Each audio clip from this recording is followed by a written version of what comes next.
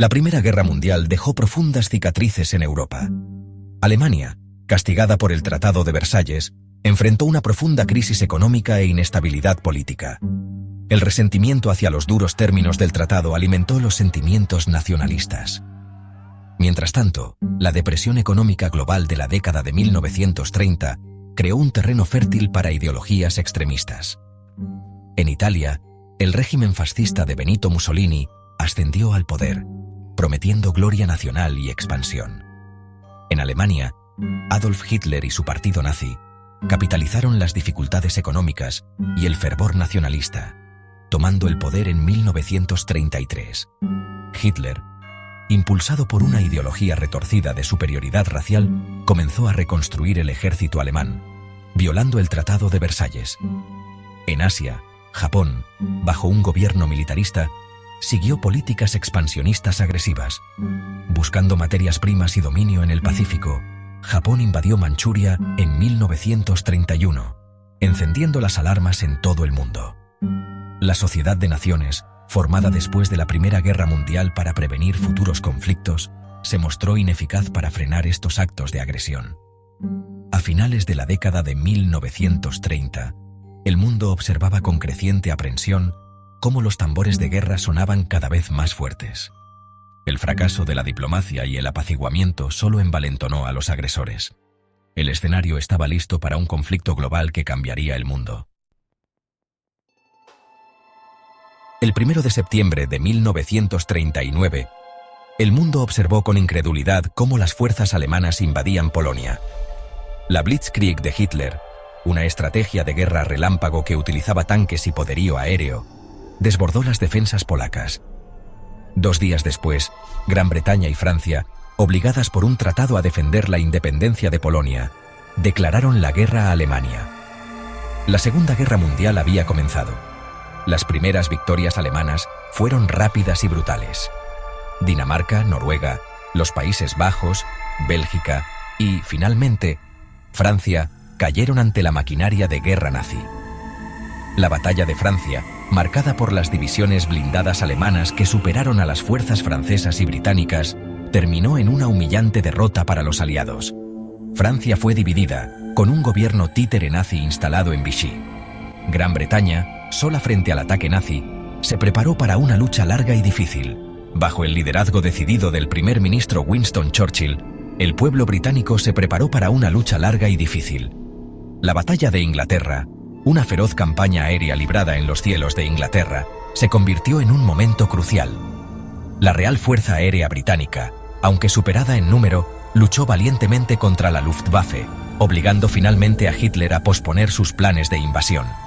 Con Europa envuelta en llamas, Estados Unidos se mantuvo oficialmente neutral, aunque el presidente Franklin D. Roosevelt buscó formas de ayudar a Gran Bretaña. La Ley de Préstamo y Arriendo, aprobada por el Congreso en 1941, proporcionó suministros muy necesarios a Gran Bretaña y luego a otras naciones aliadas. Sin embargo, fue un evento al otro lado del mundo lo que finalmente arrastraría a Estados Unidos al conflicto global. El Frente Oriental, un campo de batalla vasto e implacable, fue testigo de algunos de los combates más brutales de la historia de la humanidad. En junio de 1941, Hitler rompió su pacto de no agresión con la Unión Soviética, lanzando la Operación Barbarroja, una invasión masiva de la Unión Soviética. El avance alemán inicial fue rápido, pero el Ejército Rojo, aunque mal preparado, luchó con tenacidad, y las vastas distancias y el duro invierno ruso frenaron el ataque alemán. La batalla de Moscú, librada a la sombra del Kremlin, se convirtió en un punto de inflexión. El ejército alemán, agotado y mal equipado para el frío extremo, fue detenido en una agotadora batalla de desgaste. Al año siguiente, la batalla de Stalingrado, una lucha brutal por el control de la ciudad estratégicamente importante en el río Volga, se convirtió en un punto de inflexión decisivo en la guerra. El sexto ejército alemán, atrapado y diezmado en combates callejeros, se rindió en febrero de 1943, marcando la primera gran derrota de Alemania. En el norte de África, se libró una lucha de ida y vuelta entre las fuerzas aliadas, lideradas por el general británico Bernard Montgomery, y las tropas alemanas e italianas bajo el mando de Erwin Rommel, el zorro del desierto.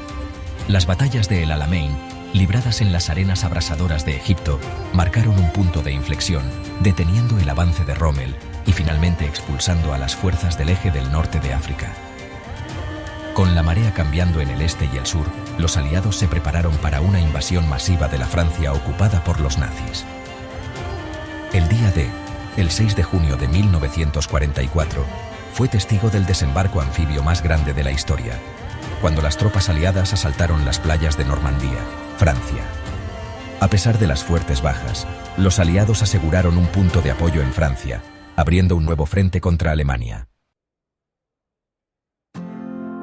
Sección 4. Cambio de rumbo. De Stalingrado al día D.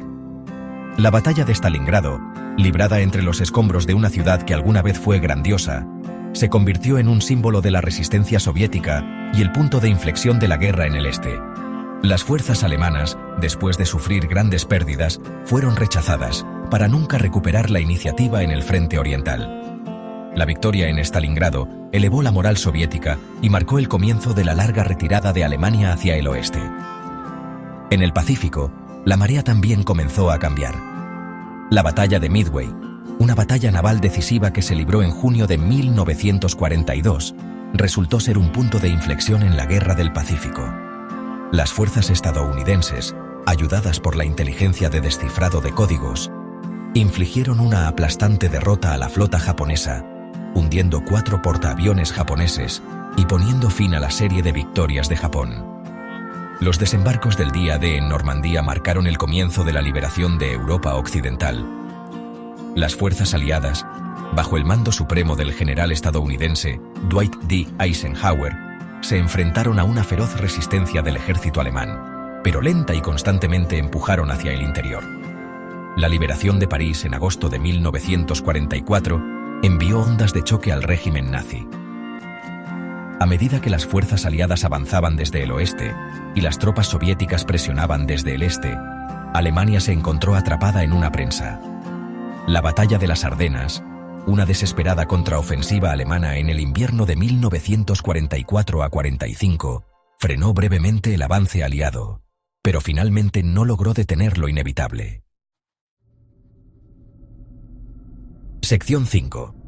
El infierno del Pacífico, salto de isla en isla y furia atómica.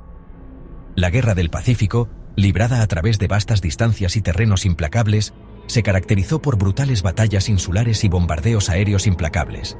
Las fuerzas estadounidenses, utilizando una estrategia de salto de isla en isla, capturaron islas estratégicamente importantes, acercándose cada vez más al territorio continental japonés.